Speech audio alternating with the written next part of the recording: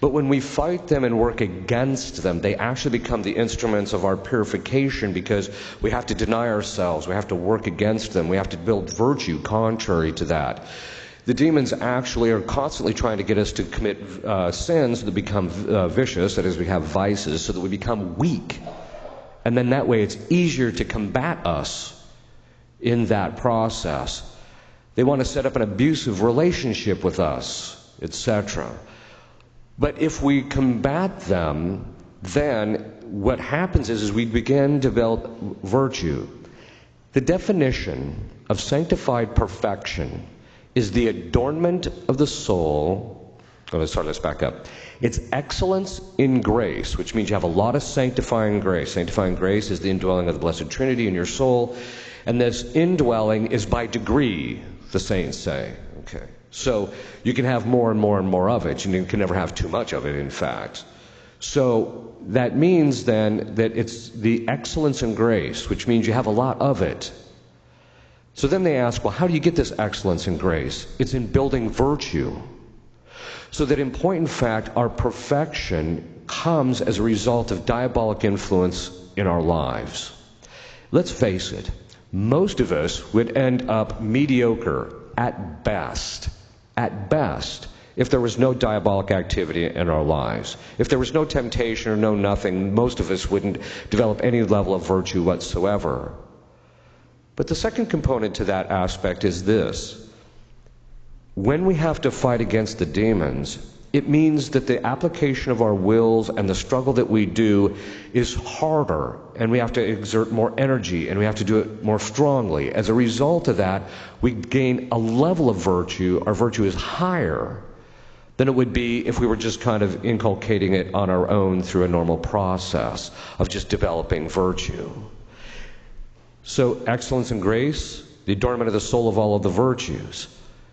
God chooses which virtues He wants to adorn on which souls. Now, technically, He wants all of the virtues, so we have to attain all the virtues.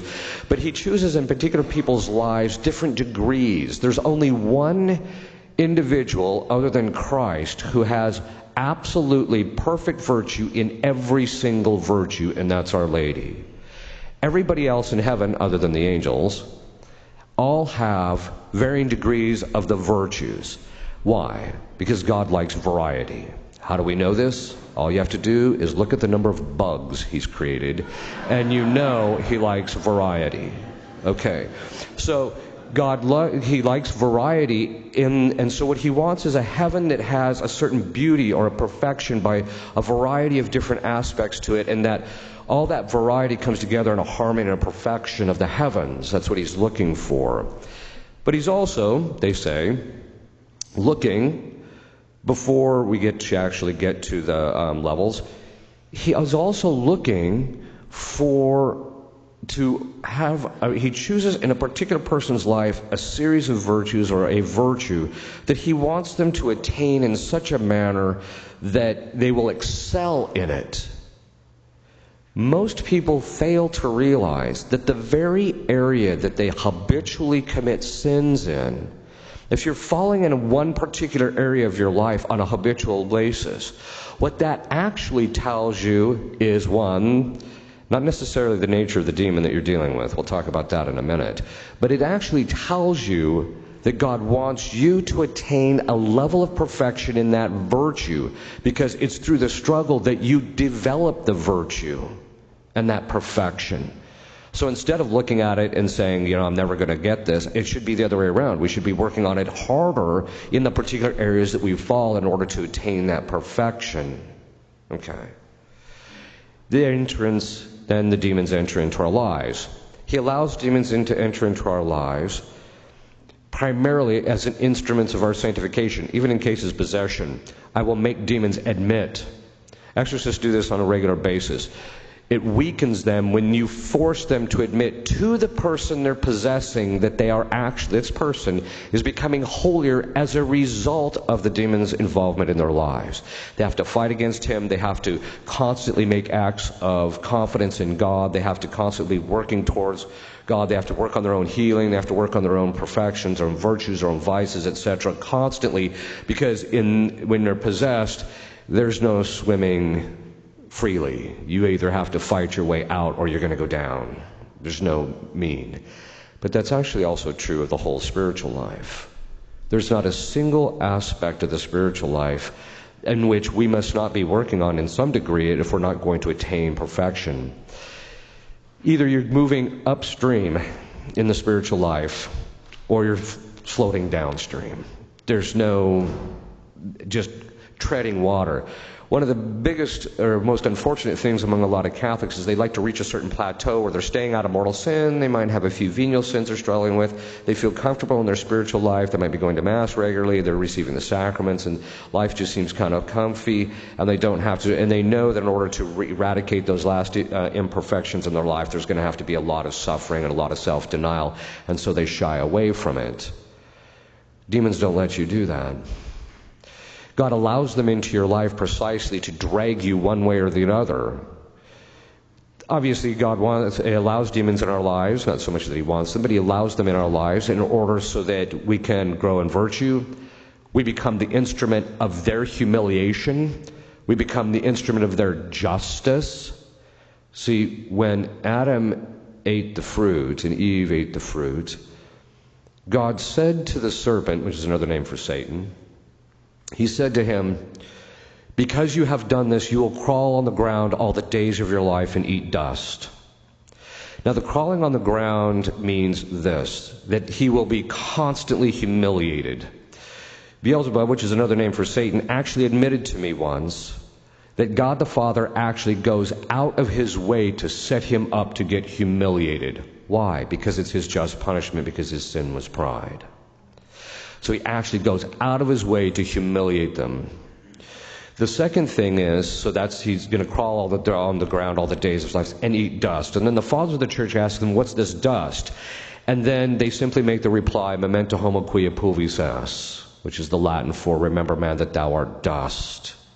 What that means is that the demons are now stuck with us. They hate us. They don't want anything to do with us, but now they are stuck with us. And essentially, because Satan caused our fall, he is now stuck dealing with us, tempting us, doing those things, which, by the way, it's true he gets a sadistic delight out of seeing us fall and us to commit sin. But he has also admitted to me that one of the things that happens is every time he gets someone to fall, there is an increase in his shame. So that in point and fact, every time he gets us to fall, his suffering increases. And this is part of God's punishment, and we become the instrument of His punishment, instrument of justice by denying Him and by combating Him. Okay, so what are the levels of spiritual warfare? Well, the most elementary level is ordinary temptation. All of us suffer from it. And ordinary temptation essentially occurs in this way. The demons actually can introduce into our imagination images. Now, they can't create images of things that we've never seen before. They can take parts of those things in our memory and put them together in order to create different images. But they can't say, as St. Thomas says, they can't make a blind man see color or imagine color. They have to use something that's already there. This is one of the reasons why I tell people never, under any circumstance whatsoever, under whatever, to ever view any pornography, aside from the fact that some of it's being cursed now. The fact of the matter is that once you view it, that material, even if you ask for the grace of forgetfulness, God permitting, the demons can use it.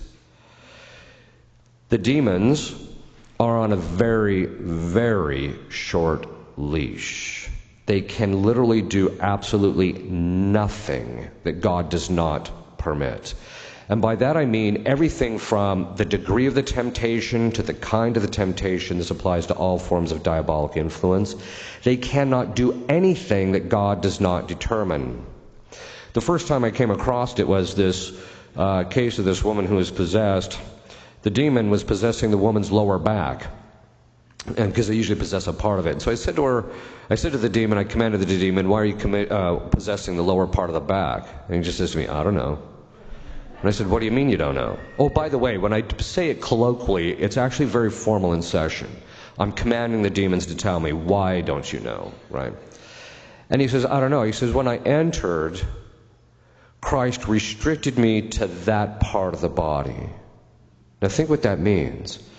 And when they enter, one of the things that the church tells you when you're doing exorcisms is there's a series of questions that you're supposed to ask the demons and get the information out of.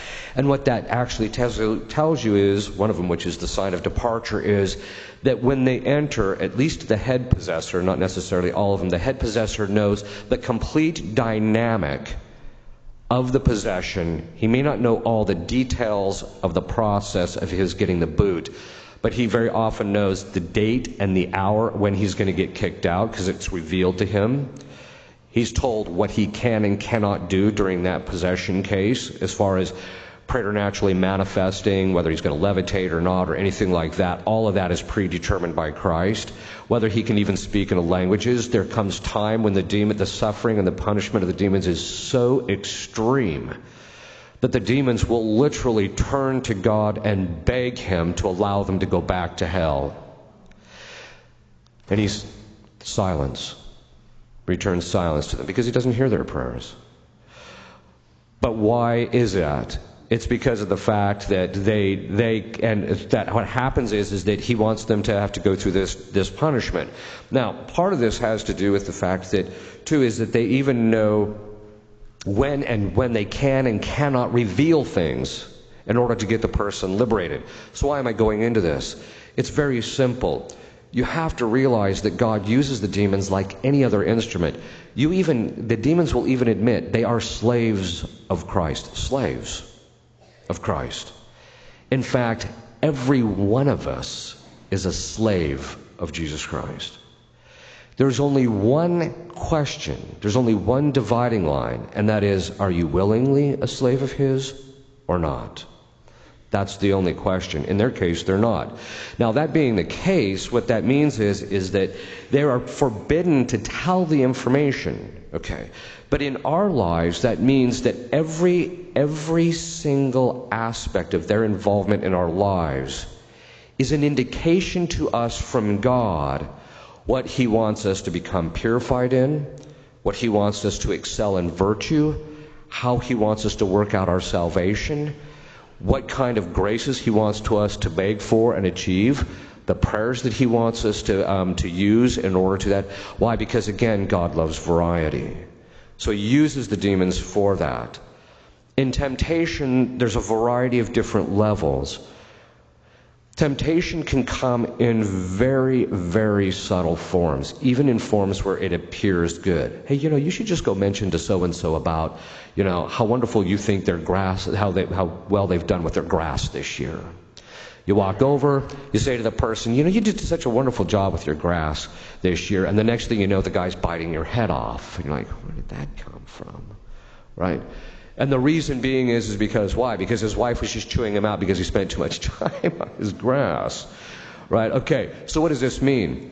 It means the demons can be permitted in spiritual warfare to suggest even good things to good people to cause damage. This is one of the reasons why the saints talk about the gift of the Holy Spirit of counsel. The gift of the Holy Spirit of counsel is the gift by which we know what to do and what not to do in spiritual warfare, among other things. And so that's one of the things to ask for, is the gift of counsel. But it also means that there has to be a certain humility on our part to realize that, look, sometimes you're just going to be used as the dope in this particular situation, and you just have to have a certain level of humility to realize that demons can put even good ideas in your head. They can very often start out very subtly. In fact, Beelzebub's tendency of temptation, his structure of temptation is identical to his nature. How he manifests in possession is identical to his temptation. He starts out subtly, he ramps it up, he then opens it up widely. So usually a person will, in the temptation process, they'll start thinking about something that's innocuous. Before the next thing you know, he suggests the turn to something impure because he's the demon of impurity. And then what he's looking for, which is the same thing he's looking for in the session, once he comes out strong and boldly, he's looking for your reaction of fear. And the reason being is because when we're afraid, St. Thomas says, our mind is focused on the object of fear, and we ruminate about it in order to try and figure out how to get out from underneath it. And so what he does is he suggests something, especially to men of sensitive conscience. Once the impure thought is then suggested, they react in fear, like I could fall here, and that's the hold that he has. Rather than it having the person immediately turning to God or to Our Lady and saying, I have perfect confidence in you. So these subtle things, that's how they can start out very subtly. So the very lowest levels are subtle forms of temptation. And then they can actually work up through it. But diabolic warfare is not just in relationship to temptation. I'm going to go through the higher levels, but we're going to talk about how it applies to us in our own particular lives. The next level is dolor, which is not going to apply to us. That's when they attack the saints physically. That doesn't apply to us. If it does, come see me, because you'd be the only case I've ever authentically seen of it. I've read about them, but I've never seen them. All right. Then the next level is oppression. This is where they attack people from the outside. Now, there's two forms of oppression, and I've never talked about this before, but Father asked me to talk about stuff in relationship to the upcoming elections. And this is how it plays in. This next level of diabolic influence or spiritual warfare, oppression, is where the demons attack you from the outside. This is when they attack your relationships, your finances. They attack your property, sometimes your health, things of that sort. So in one particular case, in Memphis, they think I have the gift of healing, which is absurd. I have no charismatic gifts whatsoever. People say, you're an exorcist, what gift do you have? Nothing. I got nothing, right? And I'm serious. I've walked into complete and fully infested houses. I'm like, oh, nope, looks good to me, right? Okay. So, and then I prayed, and then of course things happened. But the point being is that I have no sensitivities in that regard. So that being said, so they brought this man who had 4th stage pancreatic cancer to me, and they said, would you be willing to pray over him? And I said, sure. Now, I don't have the gift of healing, but I did a minor exorcism over him. A week later, he was cancer-free. A year later, they brought him back. He had some other weird illness, so I prayed over him. That was gone a week later. And so I finally told him, you're under some kind of a curse. This is a form of oppression, right? So there's curses, which is a kind of a higher form of oppression, but there's kind of curses. And the curses are basically designed to influence people in the negative. But the oppression can be in a variety of different ways. Now, there's a twofold distinction in relationship to oppression. There's indirect oppression, and there's direct oppression. Direct oppression is when they actually attack your particular life. They attack you, your health, your relationships, your finances, how things are operating within your home, etc. So they attack you directly. But then there's a certain level of spiritual warfare that all of us deal with, where we have to deal with the indirect fallout from oppression. This is when things like politicians and things like that, who are under the influence of the diabolic, who do essentially evil things. Let's cut to the chase.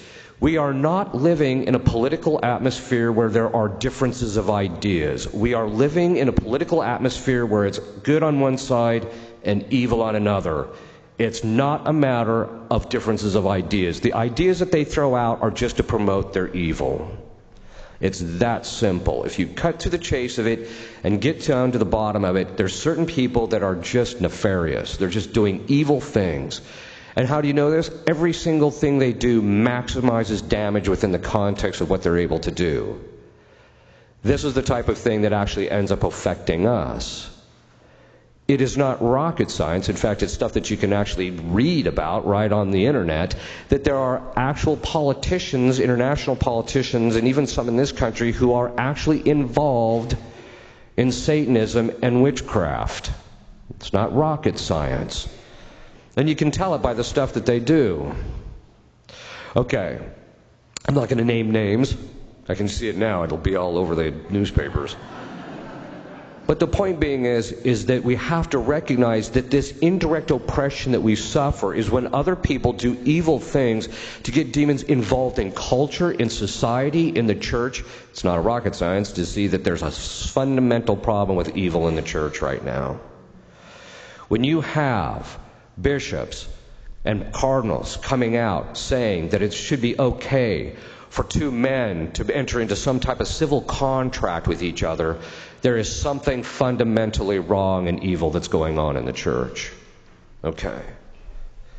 That being said, these are the things that we have to suffer. We're all suffering indirectly this spiritual warfare that's occurring at that level. It's very intense. Some of the most intense places of spiritual warfare that we end up having to deal with, and this is, again, sometimes it's in the parish, at the upper levels of the parish, sometimes the priest gets attacked. It's at the diocesan levels. The vitriol, the absolute hatred that demons have for bishops, when you see them talking about bishops in possession cases, the hatred they have for them is palatable. You can literally see the hatred they have for them. At the level of the Vatican, it's all where the warfare, we're all suffering from this warfare that's going on at that level, and that's a form of indirect oppression.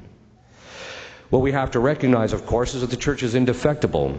Christ said the gates of hell will not prevail against it. It doesn't mean that that members can't become really sinful. It doesn't mean that we can't have a Holy Father spouting things that are very odd and strange and even contrary to the faith, because the church itself has said it's only under these conditions that we know that he is infallible and is going to tell us what we know to be the truth, necessarily. It doesn't mean we ignore him, etc. It just means that we have to have a clear understanding of our faith, and that's a very important point. One of the principal ways to combat in spiritual warfare is you have to know your faith. It's not good enough just to say a few prayers here and there. You have to continually learn about your faith so that you don't get sucked into this indirect oppression. Because if you don't, it's so toxic. Modernism, which is now the heresy in the church, is so toxic. It's so much in the air that unless you have a special grace or unless you really know your faith extraordinarily well, you are simply going to end up in error. It's that simple. So you have to pray for God for that. But this is an indirect spiritual warfare that we all have to deal with. We all have probably experienced this, right? When you sit here and you read some of the stuff that's going on, that's coming out of the Vatican, or some of the things that these cardinals are saying, or some of the things that the bishops are saying and doing, and then the whole pedophilia scandal and all this other stuff that's going on, and then the fact that they were shuffling this around, this is a burden to a good Catholic. And this is the suffering, and this is exactly the kind of attack that the demons are willing to get. If they can't get to you directly, they're willing to take you down by having you despair or give in to discouragement or disappointment or even scandal in relationship to the church. What, of course, St. Thomas Aquinas says there's two kinds of scandal: active scandal, which is when you actually do something that's scandalous. But then there's passive scandal. And what does that mean? It means when you see somebody do something evil and it causes you to sin or to lose your faith. And he says that is sinful. It doesn't matter what these people do. It doesn't matter what anybody does. It doesn't matter what any priest, bishop, or cardinal, or pope, or whatever they do. It doesn't matter. You should know your faith well enough, and you should not allow it to affect your faith at all. It's difficult, but it's part of the spiritual warfare. But this is this indirect. We also suffer it indirectly in relationship to politics. This is one of the reasons why we, as part of spiritual warfare, you have an obligation to vote. The church has reiterated the fact that John Paul II himself even said in one of his documents, each citizen, if they have the right to vote, has an obligation to vote in order to secure the common good for the society. And it's a negligence to do so. It's a sin. That you have an obligation to get out there and do this. Because why? Because we have an obligation, as Leo XIII said, and as Pius XI said, and of all the saints have said, especially the popes in the last 150 years, that we have an obligation to establish the kingship of Christ even in the secular sphere. Even in the secular sphere. And that means as citizens of this country, we have an obligation to go and vote for those people who are going to uphold life, that is the values of the church, uphold life, protect the common good, make sure that the primary thing, and this is an interesting thing, one of the brainchilds of Freemasonry is communism. And communism, and we know that Freemasonry is diabolic from the top to the bottom. In fact, one demon even admitted to me that the name of every single level of Freemasonry is named after a particular demon. We also know at the very top levels it's actually Luciferian. It's not satanic. Satanic, it means that you actually worship Satan, but it's Luciferian, which means you become your own god. So we know that at the top it's Luciferian. But in the communism, one of the triumphs of communism, one of the ways that communism has spread its errors, as Our Lady said at Fatima, is that everybody thinks that the most important thing in an election is the economy. No, it's not. The most important thing in any election is the spiritual and moral welfare of the citizenry. That's the most important thing in an election. The fact that we tend to think it's all about, that the primary thing is about the economy, is the economy stupid? No, actually you're stupid thinking it's about the economy. It really should be about, because why? The only reason that St. Thomas says, he says in his work on De Regimini Principiis, he says, the reason that you have to promote a good economy is so that the citizens can develop virtue. That's what it's there for. But one of the ways that we're dealing with this indirectly, and this is why we have to part of our spiritual warfare, one of the lower levels is just doing our part to help culture, to help the politics, to help the society in relationship to how we vote and what we do, etc., what we support, etc. Those are the things that we must do in order to combat the diabolic influence. And that's just all at the level of oppression. Then there's diabolic obsession. Diabolic obsession is when they actually attack the person psychologically. That is, by besieging their imagination to such a degree that the person cannot think outside the box. That is, they cannot think outside of fear or lust or anger or things of this sort. And how do you tell that between that and something that's psychological? When it's psychological, it's pretty consistent because it's a habit, right? So it's an intellectual vice, which is basically what mental illness is. It's an intellectual vice, unless it's caused by an organic cause, something psychiatric. But it's very consistent, and it's set on or off by external stimulus. Somebody says something mean to you, and then you react in anger. That's psychological. Whereas when it's diabolic obsession, just switches on and switches off, and there's no external stimulus that indicates that it's there. One of the ways that you can notice it is in people is they go to confession, and all of a sudden it's gone. It seems it so. And then after 3 or 4 days or more, it sets back in. And this can be about any kind of particular sin. In relationship to that, so there's some people are allowed. Why does God allow them into their lives? Sometimes it is actually, as I mentioned, it's obviously because he wants them to become holier through the process. St. Alphonsus Liguori said in one of his works, he said, this business of everybody thinking that God is always going to give them a grace all the time, even at their deathbed, is absurd. In fact, what he says is that there's a certain number of mortal sins that God preordains that once that person reaches that point, he's going to pull the plug on the grace. And the person's just not going to be able to combat the diabolic. But that doesn't mean, of course, and how do we know this to be true? We know this to be true because there's the traditional church practice of praying for final perseverance and final penitence. If God always gave us a grace, even at our deathbed, all the time, to every single individual, why did the church ever start that devotion? It wouldn't make any sense, right? But so why am I going into this? The reason I'm going into this is that God will allow demons into people's lives sometimes to punish them. It's not too common. And usually it's because the person has made the decision that they are not going to get their act together. I'm not going to change. Therefore, I want this sin. I want this to happen. And so God will allow the demon into their life to afflict them, to show them what the true punishment is. He's literally giving them what is the product of their sin. What most people don't realize is that the proper effect of every mortal sin, the proper effect of every mortal sin is possession. So then people ask, well, wait a minute. Even I have said that the number of people that are possessed, so we usually vet somewhere between 600 and 800 people a year, the society that I'm in, for diabolic influence. And out of that 600 to 800, only 3 on average, 2 or 3 a year are possessed. So you're talking about a very much less than 0.5%. So, but all these people are committing mortal sins today. You see that in the culture.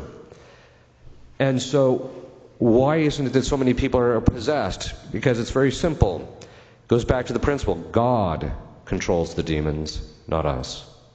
So even when we open up the door, it's up to God to determine whether He's going to allow the demon to step through the door, whether it's going to be good for them or not, ultimately.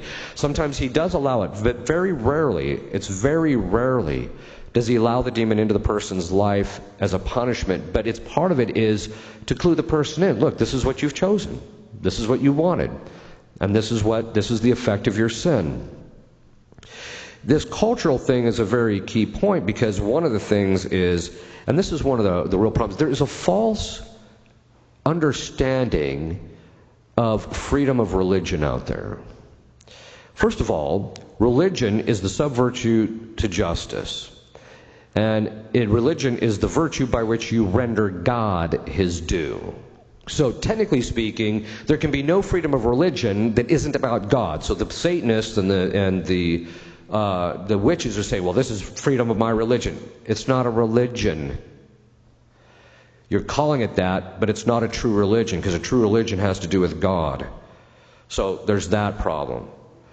But the fact is that, and this is one of the reasons when you have a false understanding of freedom of religion, what ends up happening is that the Satanists and the stuff, which we see it, they're using it now to bring lawsuits and things against various states, etc., in order to try and promote abortion, because abortion is their sacrament. So, and this is once it gets into a culture, then it becomes extraordinarily difficult to get out of. Our culture is in a particular precarious situation. Underneath Satan, there are what we call the 5 generals. The 5 generals are the 5 demons that are immediately hierarchically underneath Satan, and they are the ones who execute his plans. In some cases, they call it the table, because it's basically they get to divide up certain things. The first demon under him is Baal. Baal, now, Satan actually is the demon of impurity, but Baal is a demon of impurity. His principal function is to get cultures to succumb to impurity, primarily through fornication. Once the fornication sets in, then what happens is that the perspective that the conjugal act is ordered towards children is lost. From that arises the idea that sex should be recreational, and that you can use it for any way you get pleasure. That's fine. So Baal lays the groundwork. We saw this in our own country. It was called the free love movement. He lays the groundwork. The next thing he tries to do is, although in our country he managed to pull something off that was rather extraordinary. The next thing is after that, as we read from St. Paul, God delivers men and women up to their lusts, and men will start to want to sleep with men and women with women. Which basically means what? Once the spirit of fornication sets in, which, by the way, I don't know if you noticed, in the New Rite, they removed this from the spirit of fornication, deliver us from the Litany of Saints, at the very time that the free love movement gained ascendancy. What we pray for is what we get. You don't pray for it, you're not going to get it. After that, then what happens is the culture, the next 3 demons show up. The first is Asmodeus. He's the demon of homosexuality in men. Then there's the demon of Leviathan, which is the demon of homosexuality in men, but of the masculine kind. These are the women who are heavy on the heels, we would say. Okay. Then there is the spirit of Lilith, which is the more seductive form of female homosexuality. After those have gained ascendancy in a culture, which, by the way, if you look at the cultures, every single culture is pushed in this direction. Okay. So, historically, not just ours, but historically, this is always the progression. Once you have fornication, you end up with contraception, and then the upshot of that is homosexuality and then abortion. Baphomet is the fifth one, and he's the demon of child sacrifice, abortion. In our culture, think of this. They shot down the fornication laws, and so they delivered us into the hands of Baal. Then they had Roe versus Wade and delivered us into the hands of Baphomet. And then they allowed gay marriage, and so now our country politically is in the hold of the top 5 demons in hell other than Satan. They delivered us into their hands. That's where we're at. Okay. So we're all in this spiritual warfare. This is a level that we're all dealing with. Let's face it, 100 years ago, people in that culture weren't dealing with the level of spiritual warfare that we're dealing with. The types of spiritual warfare don't change. It's just the amount of it. And the more sin that people commit, the more empowered the demons become, and then the worse it actually gets. So diabolic obsession can be of various kinds. People once asked me, how many people in the United States do you think are diabolically obsessed? And I said, if I had to estimate the adult population, I would say 25% roughly. 2 weeks later after I said that, they actually came out with a statistic that kids between the ages of 18 and 25, 22% of them either have or are currently seeing a psychologist. Then there's diabolic possession, which is rare. It's very rare, as I mentioned. It's less than 0.5% of those people who even show up to us. But possession is becoming more and more of a problem. We're seeing it in the sense that we're seeing it even in the media and in the culture. If you actually look at or listen to some of the women, specifically the women, although the men are involved in it too, in Hollywood and in the music industry, they are openly talking about what's called an incubus. That they have an incubus, which is basically a demon they have sex with. They're openly talking about it. And many of these women are actually possessed. You see it by their psychological patterns, because the psychological patterns are very distinct between possession, diabolic influence, and things like psychosis and things of that sort. They have very distinct. Even though to the untrained eye they look the same, they're very distinct. But the possession is actually of two kinds. Partial, so that's another level. So there's partial possession, and that's where the person has periods of lucidity. So I'm sure many people here watch The Exorcism of Emily Rose. It was actually based upon a true story. The woman's name was Annalise Michel. She was possessed twice, actually. The movie didn't get it right, by the way, but she was possessed twice. First in 1967, and then she was liberated about, if I remember right, about 1970, 69 or 70. She was liberated. 3 months later, Our Lady appeared to her and said, would you allow the possession again so that many would come to knowledge of it? And she said yes. She became possessed again. She ended up dying from it because the demons shut down her ability to eat, which they can do, God permitting. But during her periods of lucidity, she would spend hours in front of the Blessed Sacrament making reparation and praying for the clergy in Germany, because at the time, this was from 1970 roughly until 1972, the German priests were going off the rails at that time. She offered up her possession, all the pain and the suffering that she went through, because when demons manifest, sometimes a person just blacks out, but sometimes the person feels every single thing that the demon is feeling or going through or experiencing. And so it's literally like going through a torture session. That's one of the reasons why it's hard to keep them on focus or on track. But she offered all of that up for the clergy at the time. Christ actually told her, according to the memoirs, Christ actually told her that she would eventually be raised to the altar, which is another way of being said she would be canonized. She was an extraordinarily holy woman. which tells you something. You can be possessed, and it doesn't say anything about whether you're in the state of grace or not, because possession's in the body, sanctity or holiness, that is, the sanctifying grace, is in the soul. They're in two different locations. So there's this different levels. So then, if you look at the different levels in which people actually have to deal with it, so back to the priest. So all of us have to deal with these things indirectly. There's people out there in your life that you probably don't know it that are actually possessed. They just seem psychotic, or they're just like, why is that person always doing evil, or whatever the case is. Okay. But then in relationship to priests, so I'm going to go back to that observation I made. Priests say, I admire your work, but I would never want to do it myself. And I said, do you hear confessions? And they say, yeah. Well, it's a little late for that, isn't it? Confession is actually more efficacious in most cases than solemn exorcism.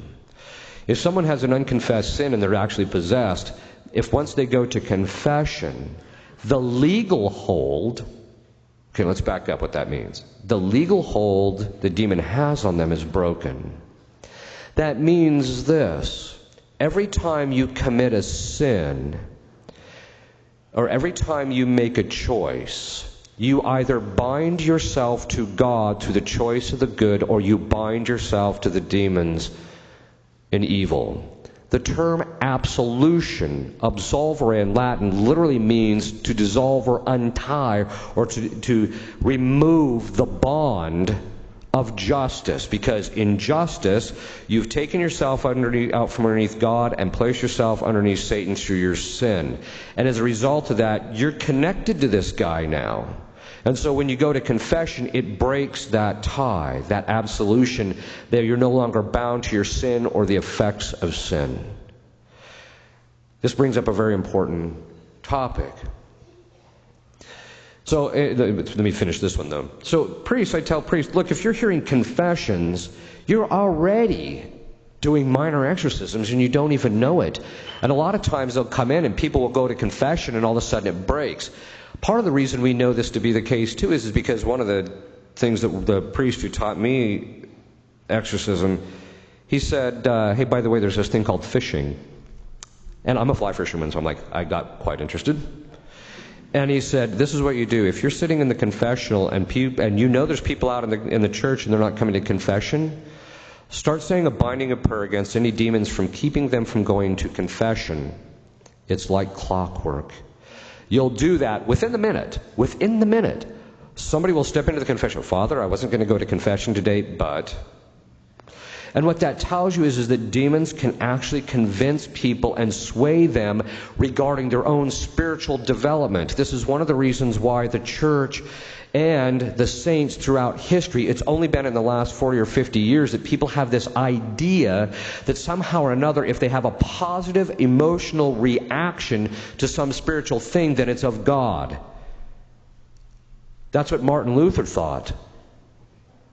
In fact, he actually made it the criteria just at the time when God sent St. Teresa of Avila and John of the Cross to the church, who completely departed from that and said the emotions cannot be trusted. Why? Because the demons have access to them. They can cause the emotions. And I've seen it. They can cause positive emotions in relationship to certain pious practices. But they can also block them as well. So you can't follow your emotions. They can't be trusted. You have to follow reason enlightened by faith. That's what we should be following. So one time when this one woman who was possessed said, well, I just feel like...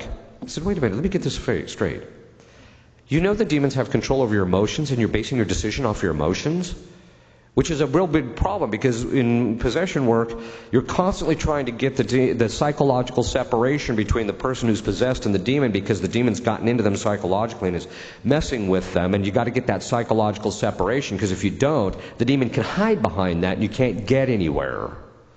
Okay. So I tell the priests, if you hear confessions, you're absolving people of that tie that they have to these demons, and it breaks the hold that the demons have on them. And as a result of that, the demon is going to retaliate against you. This is why even good priests sometimes will just go through these periods where they're being attacked assaulted internally in relationship to it.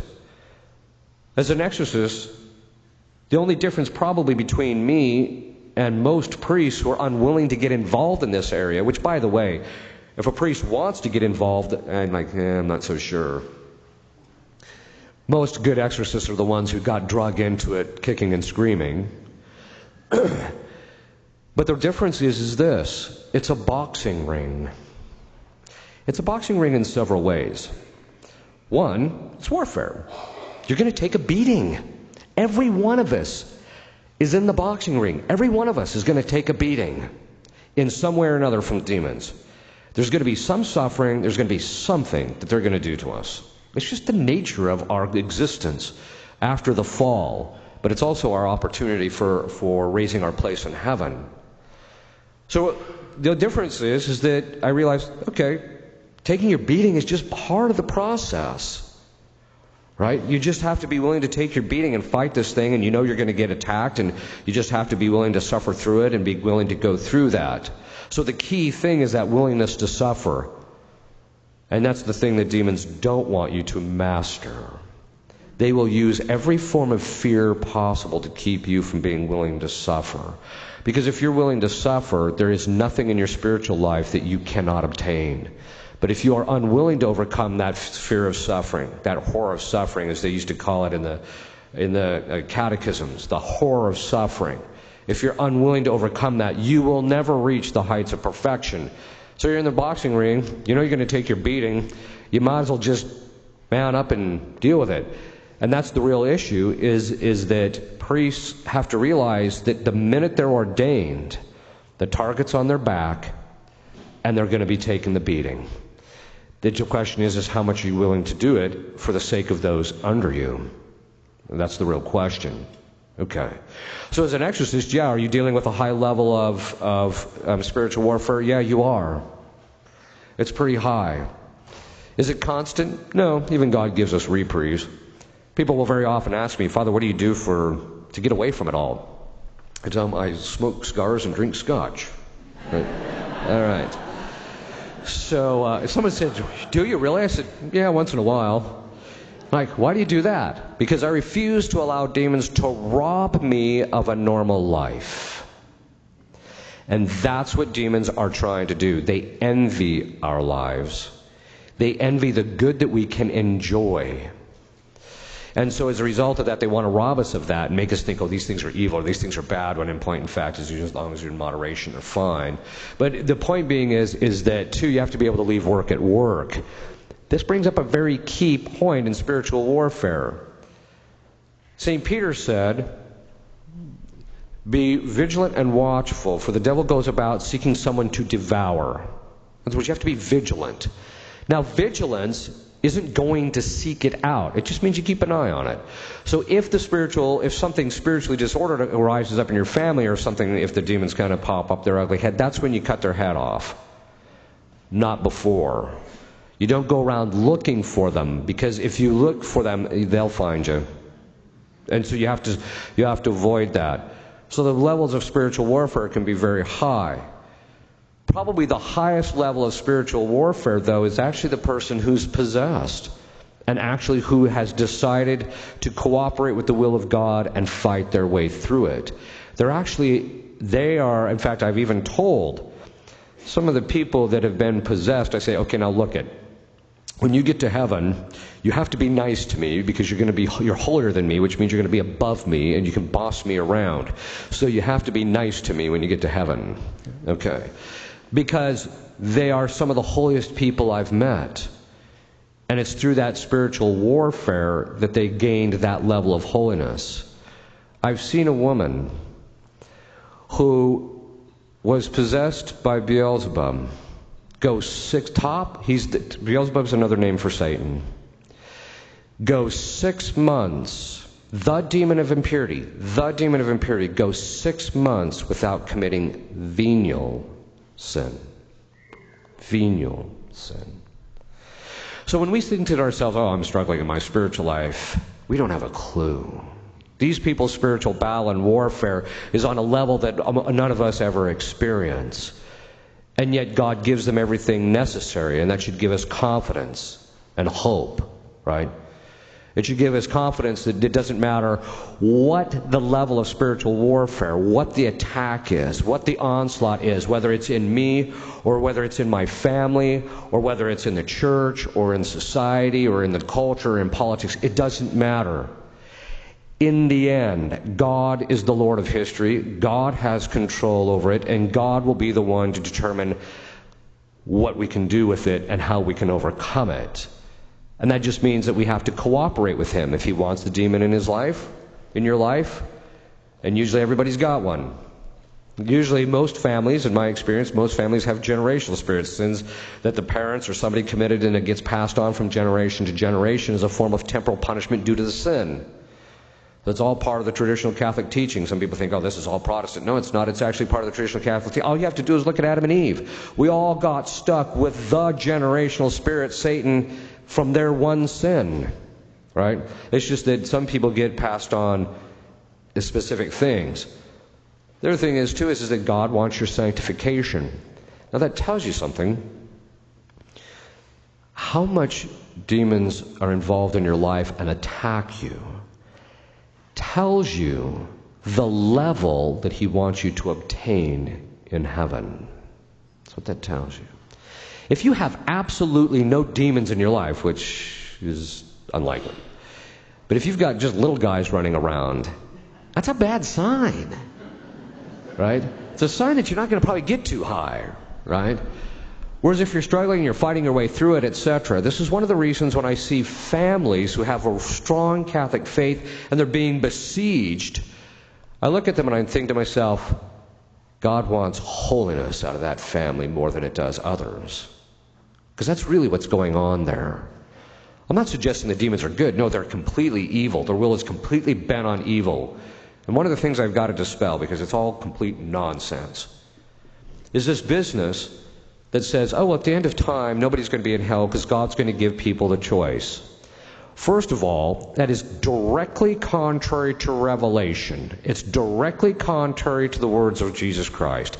He said very clearly that the fires of Gehenna are eternal, where the worm dieth not, which is another name for that your conscience will eat at you for all eternity. It will not end. It's a formal part of church teaching that it's a permanent.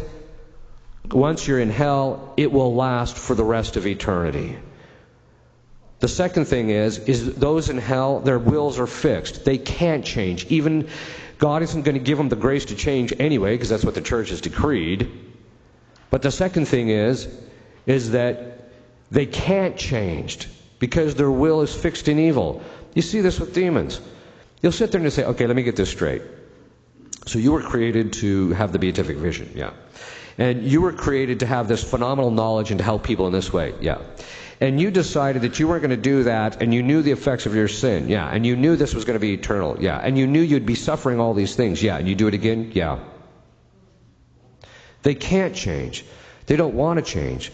They have chosen, through their choice, they have chosen to attach themselves to the sin that they wanted permanently. For human beings that are in hell, that permanency comes at the time of their death. So either when you die, either your will is fixed in the good or it's fixed in the evil. There's no change. And so this business of, oh, eventually, it's all sentimentality. It's all based on false understanding of mercy and justice. Oh, God is so merciful. Don't give me that. The point being is that we have to recognize that God laid this landscape. He could have done it differently. But God loves a good fight, a really good fight. You know, even as human beings, God kind of gave us a natural inclination for that, right? You see that, you know, when and I'm not suggesting that you go out and watch boxing, but guys will go out and when there's a good boxing match and there's just blow after blow and they're just going after each other and one guy just finally gets the better of him, you know, everybody's standing up and cheering. God's the same way. Everybody in heaven is the same way. They love a good fight, right? And so, but the difference is this. You know, in the movies, When you go to the movies, and these exorcism movies, which I can hardly sit through them, but when you watch them, what ends up happening is they always show the exorcist going in. The dynamic is the exact opposite. When an experienced exorcist steps into the room with with a demon, the demon is scared to death. And the reason he's scared to death is because there's a 500-pound gorilla standing behind the priest, and that gorilla's name is Christ, who's about to beat him so badly that he will get to the point where his threshold of pain is so bad he will simply shut down and can't function. He knows that's what's coming. He knows it's going to go badly. He knows he's going to get humiliated. He knows he's going to have to do and say things that when he gets back in hell he's going to get ridiculed over. He knows all that, so he's scared to death. But that should give us the courage to recognize that when it comes to our own spiritual battles, Christ is standing behind us as long as we are standing with him. So what does that mean? Christ actually said to the apostles, actually it was the disciples, when they came back, they said to him, they were all joyful, and they said that even the demons obeyed us in your name. And he said to them, he said, count not the fact that the demons were subject to you. Don't be glad for that reason. Be glad rather that your names are written in heaven. What does that mean? It means that the more intense the person's spiritual warfare is in their life, it's actually a greater sign of predestination if they cooperate with Christ through that process. But then Christ also said, count yourself as useless instruments. Useless. I can't tell you how many times demons will say in session, you can't make me do this. No, I cannot. One time during one of my conferences, someone asked me, how many people have you liberated? I said, none. I haven't liberated anybody. Now, Christ liberated lots of people in my presence, but I haven't liberated anyone because I don't have the power to liberate anybody. Only Jesus Christ acting through me, through the exorcist, or through you, can he liberate you or people in your family or what have you. The point being is this, is that we are useless, and it's only when we let Christ act through us. And we're going to end it on this line. One time during one of the sessions that I had, this woman was possessed by a demon of fear. And what Christ was asking from all of us, we found out, is that everybody work on humility. Everyone from the exorcist to the woman who's possessed, everybody around, to work on humility. And so at a certain point, I got the demon manifested, and I was making him say the litany of humility. And at a certain point, about a third of the way through, the thought, I think it was a grace, I'm going to chalk it up to a grace, came into my mind, get out of the way. And I got this distinct impression it was Christ telling me, it's not your place to draw people to you. Your job is to draw people to me and to stand out of the way. And that's when I began to realize, and when the demons would say, you can't make me do this. No, but he can. When you say he can, which by the way, it's kind of interesting because demons, if you just say he can, they know what that means. It means he refers to God. If you say she can, it refers to Our Lady. So they can make you do it. I can't make you do it. But that tells you even in your own spiritual warfare, you have to realize that you have to get out of the way, let Christ work for you, work on the humility, and then you will be very powerful in relationship to cleaning up the demons in your own lives and the lives of your family. Once the demon looked at me and he said, in relationship to Our Lady, he said, her power is in her humility. Now think about what that means. That means this. It means that when we are proud, we're weak. Why are we weak? Because we take control. Whereas when we're humble, we let Christ operate through us, and he has infinite power. He's omnipotent. And therefore can accomplish anything. And so it's through the humility.